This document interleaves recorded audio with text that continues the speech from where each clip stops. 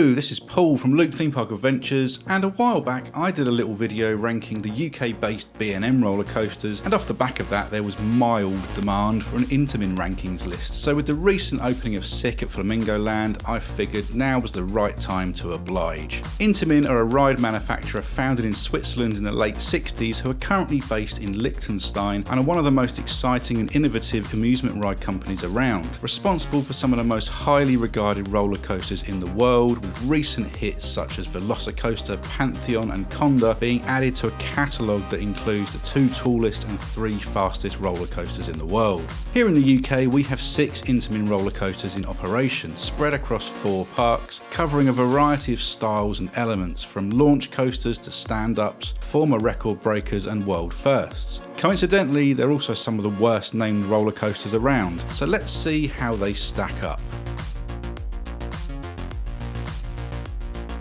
Number 6. Shockwave, Drayton Manor.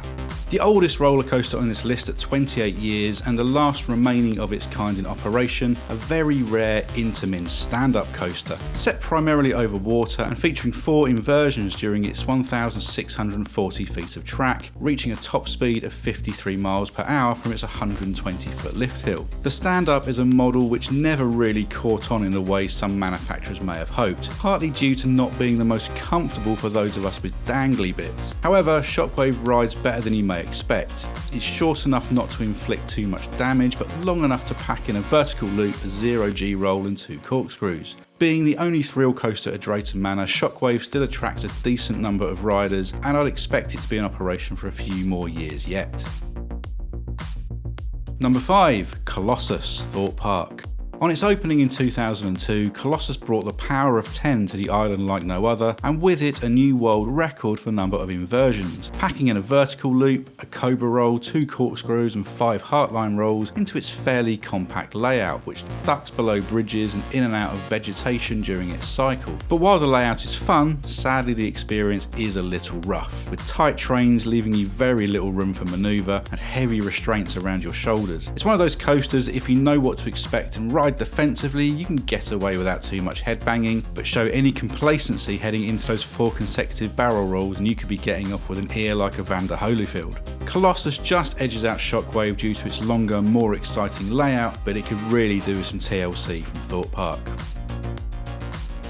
Number 4. Rita, Alton Towers. Yes, Rita. For some reason, Alton Towers thought this was a good name for a roller coaster. She used to be the queen of speed, but now she's just an aging Coronation Street shopkeeper who looks like she's been dragged into the upside down. A punchy launch kickstarts this coaster, taking you from 0 to 61 miles per hour in 2.5 seconds and through a series of hills and bends during its fairly short layout. This is a coaster all about speed and keeping up that momentum right until you hit the brake run. However, due to clunky over-the-shoulder restraints, airtime is quite limited and your neck can get bashed on that first bend. That said, it packs in some adrenaline, usually attracts a decent sized line, and is fun to watch off-ride from just about anywhere in the dark forest.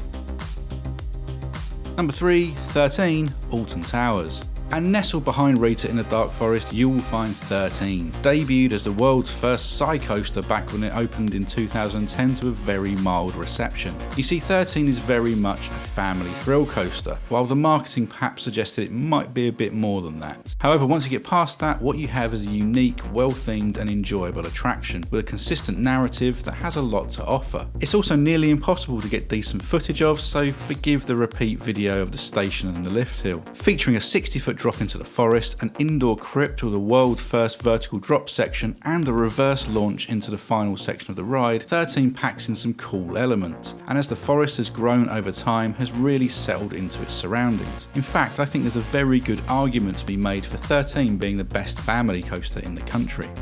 Before I reveal my top 2, please leave a like if you're enjoying the video, and if you're new around here then hit the subscribe button and stick around for loads more coaster content. Number 2. SIK, Flamingo Land. The newest coaster on the list, and another name that just makes you sigh. SIK opened only a couple of weeks ago and is the updated 10 inversion version of Colossus from down at number 5. But while Colossus is a bit of a headbanger, SIK steps things up with lap bar restraints, a reconfigured drop and a cable lift which brings more speed into the mix. The SIK mix. God, that sounds like something a cake-throwing EDM DJ would say. The additional few miles per hour is noticeable, particularly during the loop and heartline rolls. The misty tunnel is a nice touch, and if you're worried about your hair flying around during all those inversions, then you even have a barber shop in the queue line. There is a bit of a rattle, but nothing that detracts too much from the overall experience. A good, solid coaster. Number 1, Stealth, Thorpe Park. The tallest and fastest coaster on this list, Stealth is a short, sharp shock to the system that's been rocking out in the Amity Speedway for over 16 years and still ranks as one of the top adrenaline rushes in the country. The launch is simply one of the fiercest out there, firing you from 0 to 80 miles an hour in a frankly bonkers 1.8 seconds, sending you hurtling down the track and up into the 205-foot top hat. If you can leave yourself a bit of gap in your restraint, then there's a nice pop of airtime to be had as you crest the hill, before plummeting back down into a second hill which is rudely interrupted by the brakes. This is 10 to 12 seconds of pure adrenaline rush that will leave you giddy with excitement. Like Rita, if I could change one thing, it would be having lap bars instead of over-the-shoulder restraints, but Stealth is still a huge amount of fun with one of the punchiest launches in the world, and in my humble opinion, is the top Intamin coaster in the country by some distance. But that's just one man's opinion.